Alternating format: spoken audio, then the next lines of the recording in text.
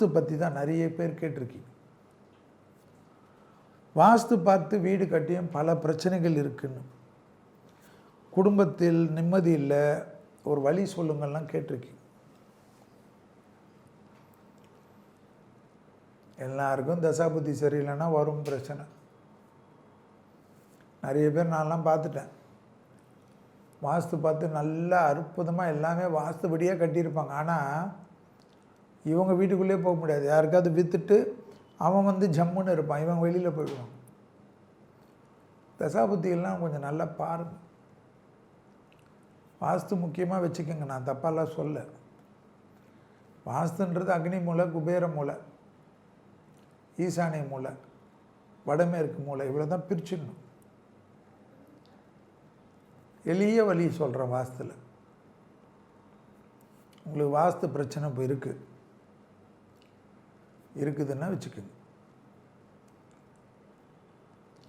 பிளாட்டுக்குள்ளே இருக்கீங்க, பிளாட் இல்லை, ஃப்ளாட்டுக்குள்ளே வாஸ்துவில் பிரச்சனை இருக்குது. என்ன பண்ணுங்க, அந்த பில்டிங்கில் இப்போ இந்த ரூம் இருக்குது, எல்லா ரூம்லேயும் என்ன பண்ணுங்கள், இந்த பைப்பு மாதிரி ஒன்று போட்டுருங்க. உடனே உங்களுக்கு அழகு கெடுதுன்னா நான் ஒன்றும் பண்ண முடியாது. நம்ம பிவிசி பைப்பில் எலக்ட்ரிக்கல் ஓடும்ல, அது மாதிரி பைப் போட்டு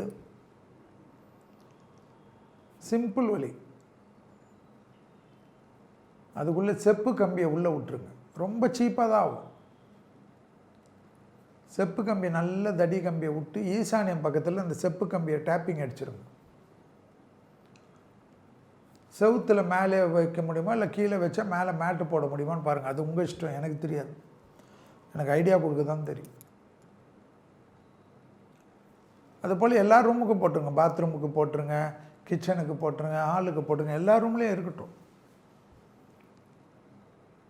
எப்பேற்பட்ட வாஸ்து குறையும் செப்பு கம்பிகள் போட்டு இது மாதிரி பண்ணிட்டா நல்லாயிருக்கும். இல்லை வீடை சுற்றி இடம் இருக்குன்னா வீடை சுற்றி போட்டுருங்க மண்ணுக்குள்ளே. ஈசானியத்துலேருந்து அந்த டேப்பிங் அடிக்கணும்.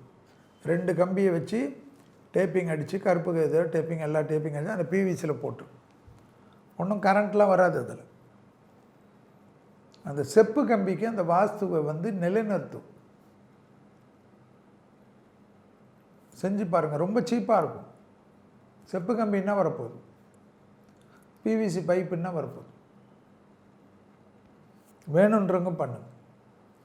இல்லை இதெல்லாம் ரொம்ப கஷ்டமாக இருக்குதுன்னா ஒரு கணபதி யந்திரம்னு கேளுங்க. மகா கணபதி யந்திரம் அதிகபட்சமாக 50 ரூபாந்து 500 ரூபாய். சிலருக்கு அது உங்கள் வசதி, தங்கத்தில் எழுதிங்கன்னா அது விலை அதிகமாக இருக்கும்.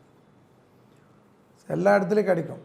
மகா கணபதி யந்திரம், மச்ச வாஸ்து யந்திரம். மச்ச வாஸ்து யந்திரம் வந்து எதில் வரும்னா தெலுங்கில் வரும், மீன் போட்டிருக்கும். கணபதி யந்திரத்தை மேலே வச்சுருங்க, மச்ச வாஸ்து யந்திரத்தை கீழே வச்சுருங்க. இப்படி கணபதி யந்திரம், இது மச்ச வாஸ்து யந்திரம். நல்ல ஃப்ரேம் போட்டிருக்கு. வீட்டுக்குள்ளே இதுதான் வாசப்படி இருக்கு இல்லையா, அங்கே அந்த உள் வாசலில் மாட்டிட்டு டெய்லி ஒரு ஊதுவத்தி காட்டுங்க, போதும். சூப்பராகிடும். ஒன்று செப்பு கம்பியில் கட்டம் போட்டுருங்க, இல்லை 2ம் பண்ணிக்க. நிறைய நிம்மதி கிடைக்கும். செஞ்சு பாருங்கள். ரொம்பலாம் செலவு பண்ணி இப்போ புதுசாக ஒன்று வாங்கியிருக்கீங்க வீடு, வாஸ்துப்படினா அதை இடித்து இதை இடிச்செல்லாம் மாட்டாதீங்க. எளிமைப்படுத்தப்பட்ட வாஸ்துக்கு பலம் உண்டு. செஞ்சு பாருங்கள், நிறைய நல்லது நடக்கும்.